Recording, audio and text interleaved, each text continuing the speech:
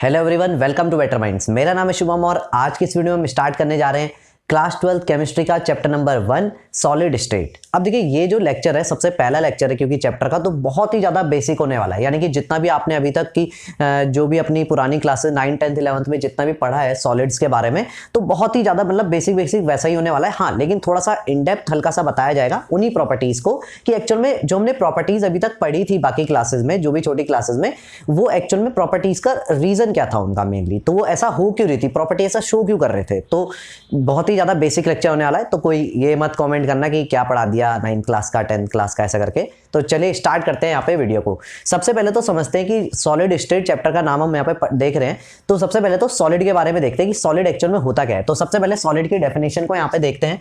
That state of matter in which constant particle are bonded with strong force of attraction. यानी कि solids क्या है, वो particles है जिनके की बीच में फोर्स ऑफ अट्रैक्शन कैसी होती है, बहुत ही ज्यादा स्ट्रांग होती है। इसीलिए इनके बीच में क्या रहता है, बिल्कुल भी स्पेस खाली नहीं रहेगा, क्योंकि बहुत ज्यादा फोर्स ऑफ अट्रैक्शन है। तो क्या रहेगा, बीच में जो स्पेस रहेगा वो बहुत ही ज्यादा कम खाली रहेगा। पहले ही पढ़ चुके हैं अभी, ठीक है।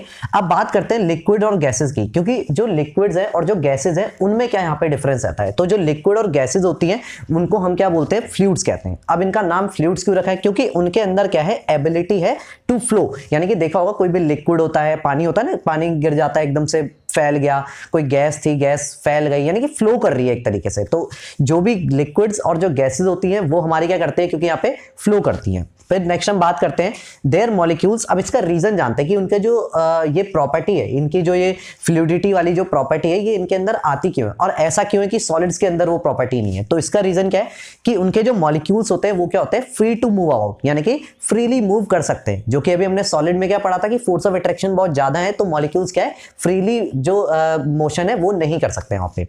फिर नेक्स्ट देखते हैं, अब जो पार्टिकल्स होते हैं सॉलिड में उनकी कैसी रहती है, पोजीशन कैसी रहती है, फिक्स रहती है। अब देखिए होता क्या है ना, अभी हमें देख के क्या लगता है, नॉर्मली हमने जो प्रॉपर्टीज पढ़ी है कि जो लिक्विड्स की प्रॉपर्टीज है, गैसेस की जो प्रॉपर्टीज है, उनमें हमने क्या पढ़ा है कि उनके मॉलिक्यूल मूव कर सकते हैं, सॉलिड के पार्टिकल मूव नहीं कर सकते। जबकि देखिए अगर इन डेप्थ वाली अगर हम बात करें तो वहां पे होता क्या है, सॉलिड्स के पार्टिकल मूव कर सकते हैं, लेकिन अबाउट देयर मीन पोजीशन। उनकी जो भी यहाँ पे जो मीन पोजीशन जो होती है, अबाउट देयर मीन पोजीशन, यानी कि एक सॉलिड की अपनी एक मीन पोजीशन होगी। जैसे वो देखा होगा जो हमारा ऑसिलेशन होता है, जैसे कि जो हमारे क्लॉक वगैरह जो होती है, पेंडुलम ऐसा करके घूमता है, तो है क्या पेंडुलम का, पेंडुलम ऐसा एक जगह पे बीच में खड़ा है, घूम क्या रहा है, इधर जा रहा है इधर जा रहा है, लेकिन एट द एंड यहीं पे जा रहा है फाइनली। अगर कभी उसको हमने बंद कर दिया, रोक दिया, तो एट द एंड आके रुक यहीं पे जाएगा। तो वो क्या हो गया, अपनी उसकी वो मीन पोजीशन हो गई, और वहां पे क्या हो रहा है, मीन पोजीशन के अबाउट बस इधर उधर घूम रहा है, एट द एंड तो मीन पोजीशन पे ही जा रहा है। तो सेम चीज क्या होती है, सॉलिड्स के साथ में भी होता है, यानी कि अपनी मीन पोजीशन पे वहां पे आ जाते हैं।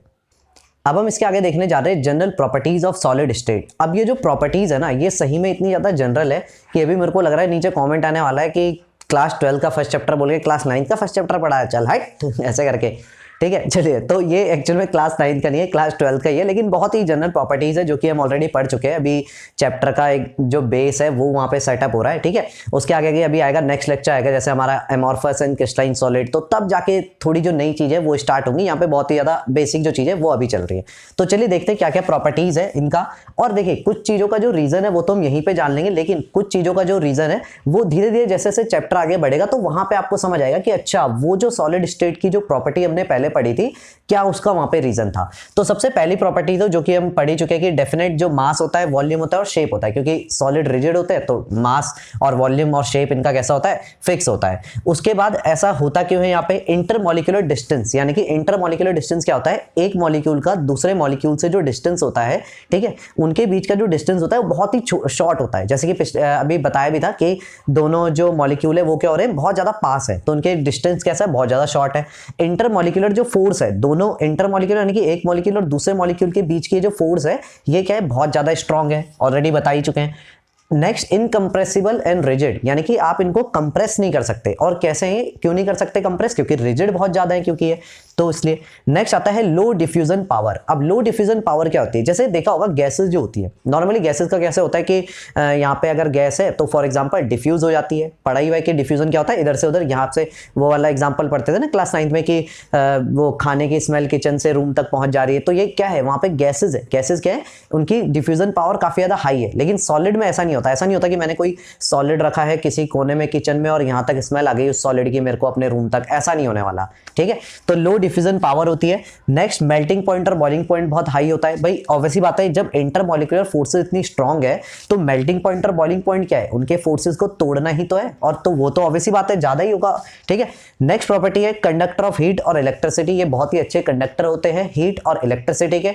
ऑलरेडी क्लास 10 फिजिक्स में पढ़ा ही होगा ये वाली चीजें, तो बाकी इसका रीजन अभी जानेंगे जैसे जैसे चैप्टर स्टार्ट होगा। अंदर इन डेप्थ रीजन क्या था ये भी हम जानेंगे धीरे धीरे। अब देखिए यहाँ पे एक नोट आता है, जितनी भी हमने प्रॉपर्टीज पढ़ी एक्चुअल में ये कहाँ से, मतलब ये निकल के कहाँ से आती है। तो देखिए एक नोट है, intermolecular forces tend to keep the molecule closer. देखिए इंटरमॉलिक्यूलर जो फोर्सेज होती हैं वो क्या करती है, मॉलिक्यूल्स को पास लाने का काम करती है, यानी कि उनको कैसे मॉलिक्यूल और ज्यादा पास आए। ठीक है, और जो थर्मल एनर्जी होती है वो क्या करती है, किसी देखिए हीट किसी को देंगे तो क्या होगा, एनर्जी आएगी। भाई मॉलिक्यूल पहले पास पास से, तुमने हीट दे दी तो क्या हो जाएगा, दूर दूर भागेंगे ऐसे करके। ठीक है, तो थर्मल एनर्जी का काम क्या है कि उनको दूर दूर भगाना वहां से। ठीक है, अब इससे आइडिया लगी गया होगा कि देखिए किसके लिए बात हो रही है, इंटरमॉलिक्यूलर फोर्स की। इंटरमॉलिक्यूलर फोर्स की बात हो रही है किसके लिए, सॉलिड्स के लिए, क्योंकि उनमें बहुत ज्यादा फोर्सेस स्ट्रांग है इंटरमॉलिक्यूलर फोर्सेस।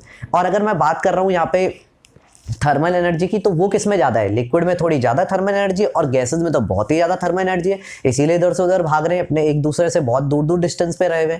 ठीक है, तो ये थी general properties of solids state.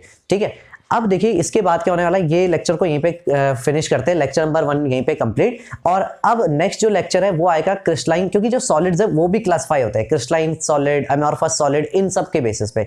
तो अब जानेंगे नेक्स्ट वीडियो में, हमारे नेक्स्ट लेक्चर में, कि क्या क्या डिफरेंसेस होते हैं एमॉर्फस सॉलिड में और क्रिस्टलाइन सॉलिड। तो अगर आपने यहाँ पे जो नोट्स है वो नहीं बनाए अभी, वैसे तो मैं एक्सपेक्ट करूंगा कि आपने साथ साथ बना लिए होंगे वीडियो के चलते थे, बट फिर भी अगर किसी ने नहीं बनाया तो डिस्क्रिप्शन में लिंक मिल जाएगा वेबसाइट का, वहां से डायरेक्टली आप जाके क्या कर सकते हैं, जो पीडीएफ नोट्स है उनको डाउनलोड कर सकते हैं, उसके बाद लिख सकते हैं। अगर आप पे टाइम कम है तो डायरेक्टली पीडीएफ नोट से ही पढ़ सकते हैं, वेबसाइट पे जाके डायरेक्टली बिना पीडीएफ नोट डाउनलोड किए भी पढ़ सकते हैं, तो जैसा भी आपको सही है।